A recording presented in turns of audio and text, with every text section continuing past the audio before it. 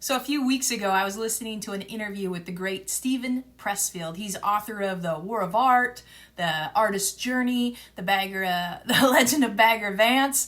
And one of the coach tips that he gave in that conversation was to pay attention to our dreams. Well, last night I had a dream and it scared the crap out of me. I was left behind. You know how dreams are, like they kind of patch together. It was very strange, but the essence of it was I was left behind. So when I woke up this morning, I did a quick Google search to see what the dream experts had to say about being left behind. And here's what they said. Often a dream of being left behind will be a sign of doubts in your abilities to achieve something you desire. We might lack confidence in our skills, and that could prevent us from going after our goals. This situation might be symbolically represented through the dream of being left behind. Ha! Quick check-in with my inner wisdom, and yep, that feels accurate. As I shared yesterday in the Ray Dalio 5-step process to get anything you want in life, I identified doubt and indecisiveness as the number one obstacle I see to me accomplishing my dreams and goals. Okay, subconscious mind and inner guidance system, I'm getting the message here loud and clear. I got some self-doubt here, and I need to learn how to overcome that self-doubt and indecisiveness if I'm going to be successful.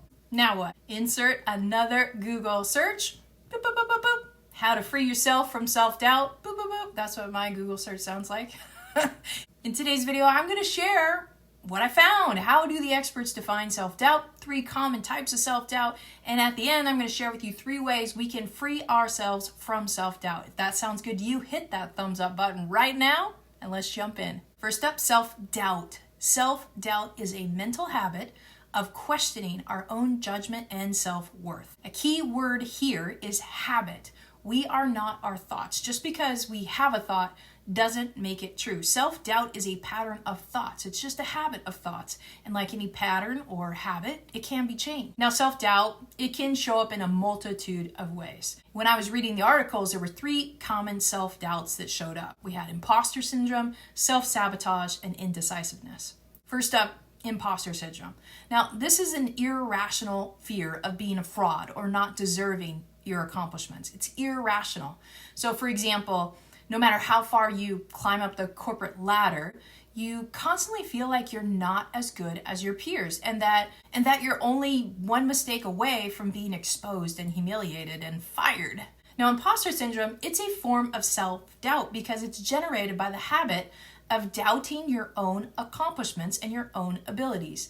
If you constantly doubt yourself, why would you believe that you're worthy of what you've achieved? Next up, we have self-sabotage. And boy, oh boy, have I experienced self-sabotage in this final week of the 100-day challenge, big time. Now, self-sabotage is this tendency to undermine our own goals and our values. They're important to us, and we still sabotage them. For example, maybe you were successfully sticking to a new diet program or a workout program for like 2 months, and then all of a sudden, for whatever reason, you binge junk food for 3 nights in a row. That is self-sabotage. And when we habitually self-sabotage, we make it really easy for ourselves to be a target for ongoing self-criticism and doubt. It's just, look what we did. Of course, we shouldn't trust ourselves. Now, the third common type of self-sabotage is indecisiveness. This is another one that I deal with a lot. Now, indecisiveness is when we consistently struggle to make even the small decisions for fear of making the wrong decision.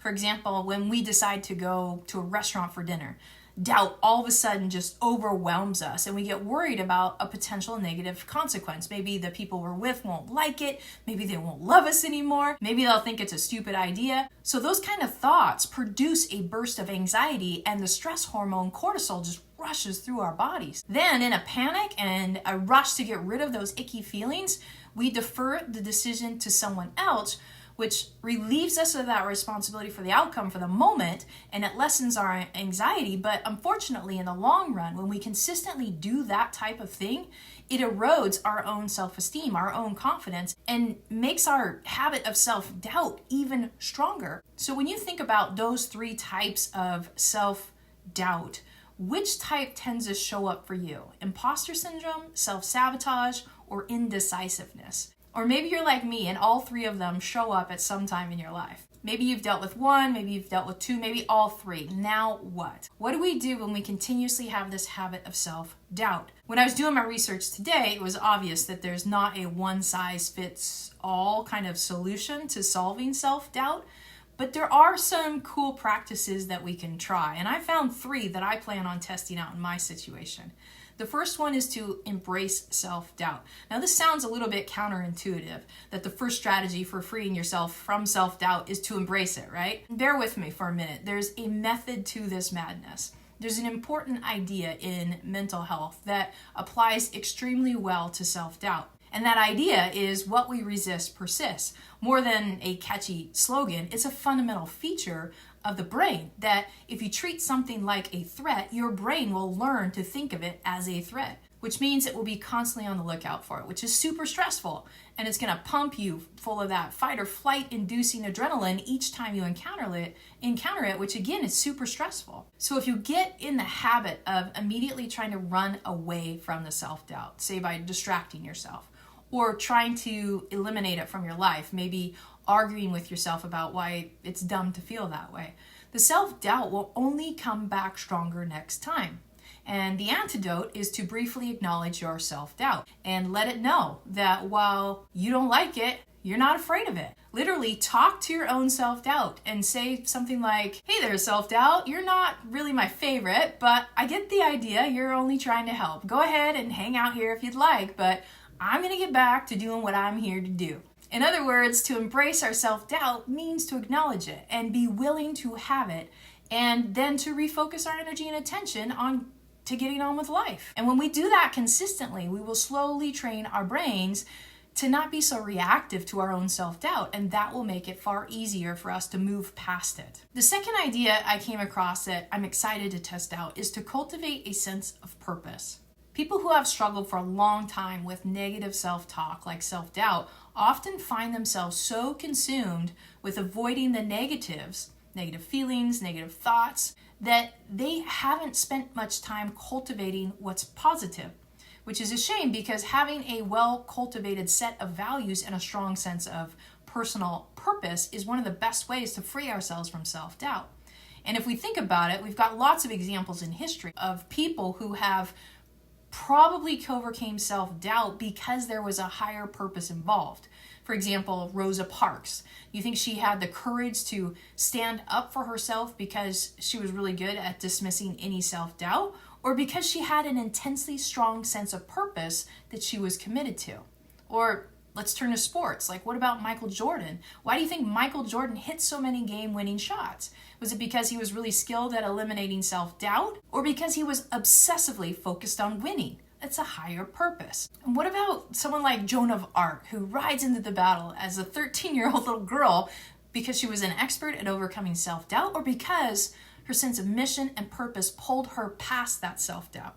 The point is that often the best way to deal with self-doubt is to outcompete it with a strong sense of purpose. In fact, the very essence of a chronic self-doubt may in fact be a symptom of a lack of a strong purpose in your life. So if you don't feel a strong sense of purpose in your life, maybe it's time to consider what really matters most to you. What do you really want in your life? What do you believe in? What's on your bucket list? Often simply clarifying these kinds of values is enough to jumpstart that sense of purpose that will help pull you out of the self-doubt and that negative thinking into action towards your dreams and goals. And the third idea that I came across that I'm excited to build a practice around is to keep a self-gratitude journal. Therapists have found that a great little habit that will help us to avoid self-doubt and actually improve our self-esteem is by keeping a self-gratitude diary. Now, you've probably heard of the idea of a gratitude diary before, or a gratitude journal, where you spend a few minutes at the end of each day to jot down 1 or 2 things that you're grateful for. Well, the self-gratitude diary is very similar, but the focus is on you specifically and the things about yourself that you're grateful for, the things that you're proud of. It's super simple. At the end of the day, just pull out your journal, and at the top, put down the date and list 1 or 2 things you're proud of yourself for. They don't have to be big things. You can be proud of yourself for remembering to take out the trash, picking up a jug of milk. Get in the habit of actually practicing being proud of yourself, and you'll find it far easier to dismiss the self-doubt and remind yourself of all the reasons you have to be confident in yourself instead. So those are 3 ways that we can free ourselves from self-doubt. Embrace the self-doubt, cultivate a sense of purpose, and keep that self-gratitude journal. Again, there is not a one-size-fits-all solution to free ourselves from self-doubt, but maybe one of these will help you. Which one are you excited to test out to see if it might work? I plan to use all three of them. I'm super excited to see how it might work out. And to help me kind of keep that self-reflection with it of which tool is working for me, I'm going to use the 5-step process we talked about yesterday that Ray Dalio shared with us. So there you have it, day 99 in the 100-Day Making Hope Happen series. At the end of the day, self-doubt is a habit. It's nothing more, it's nothing less. There are lots of ways to free ourselves from chronic self-doubt habits. The 3 we spoke about today were embracing self-doubt, cultivating a bigger purpose, and practicing that self-gratitude journal. If you got value today, give me a thumbs up. Leave a comment below with the idea that landed most with you today. If you know someone that would benefit from this message, please share it with them. And if you liked this video and haven't subscribed yet, what are you waiting for? I plan to take a few weeks off after the 100-day challenge, but then I'm going to be back with more tips, tools, and ideas to help us fulfill our potentials and create lives, create work, and create relationships that we absolutely freaking love. Until next time, thanks for watching, thanks for sharing, commenting, and subscribing. Have an awesome night, and I'll see you tomorrow.